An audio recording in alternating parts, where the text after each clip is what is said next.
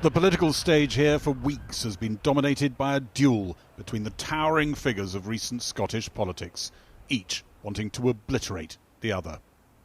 I solemnly, sincerely and truly I swear by Almighty God that I will tell the truth, the whole truth, and nothing but the truth. But does this very personal battle to the political death distract from deeper divisions? On the brink of yet another election victory, is there sickness at the SNP's heart? We've got the likelihood that they'll take 47% of the vote in the next election in 8 weeks' time.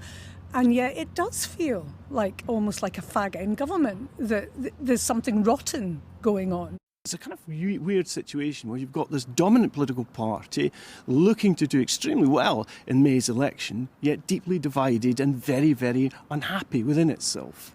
In Alex Salmond, I have the hardest of acts to follow. His golden protégé has continued with the regimented, disciplined party model Alex Salmond developed, run by a tight circle around the leader. But for some, Nicola Sturgeon's just gone too far. And I think the difference between becoming ultra-disciplined and disciplined is different. We do need to be able to discuss within ourselves, have motions at conference, and decide strategy for the party. Do you think there is a bit too much forelock tugging? I think sometimes in Scotland has had a history of feudalism, and hopefully that isn't being repeated in the SNP. We have one-person government in Scotland. If it doesn't come out of Nicola's office, it doesn't come out at all. Some people have used some pretty strong language. How bad is it?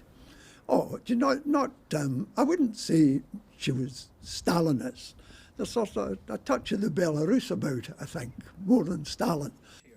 Nicola Sturgeon's supporters dismiss talk of thought police and insist she encourages open debate. Nicola Sturgeon's strategy for independence, some people in the party have said, is wheesht for independence. Shush.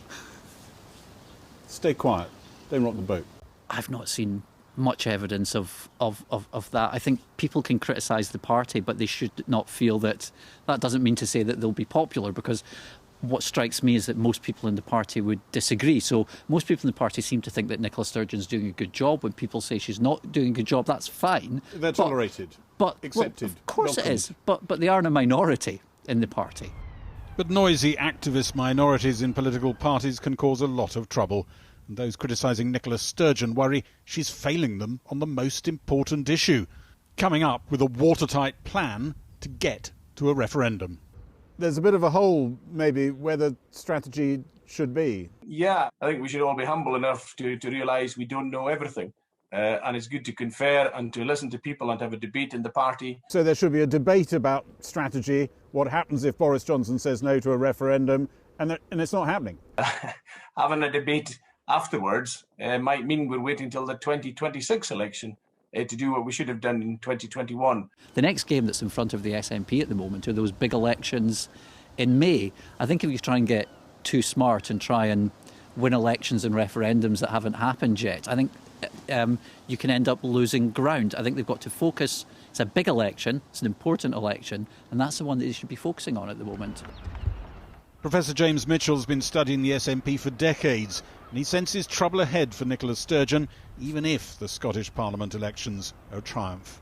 In the event of the SNP failing to get an overall majority, I think there will be recriminations, there will be blame, and even if they're still in power, if they win an overall majority and Boris Johnson says no to a referendum, that too will create pressures and I think lead to real difficulties for the leadership, because there will be elements within the SNP and the broader movement who will be arguing we need that referendum, we must have it now, we should just hold that referendum. So I think the months ahead are going to be very challenging for Nicola Sturgeon. Before that election campaign begins, the SNP family must endure 2 more traumatic weeks, watching its long-idolised leaders engage in mortal combat. There's a mourning going on, there's a bereavement going on. These people have known each other for a very, very long time. I will tell the truth, the whole truth, and nothing but the truth. It's a hellish moment for everybody concerned. The Salmond saga plays into divides already at work in the SNP, a challenge to this famously disciplined force, just as some feel the promised land of independence is in sight.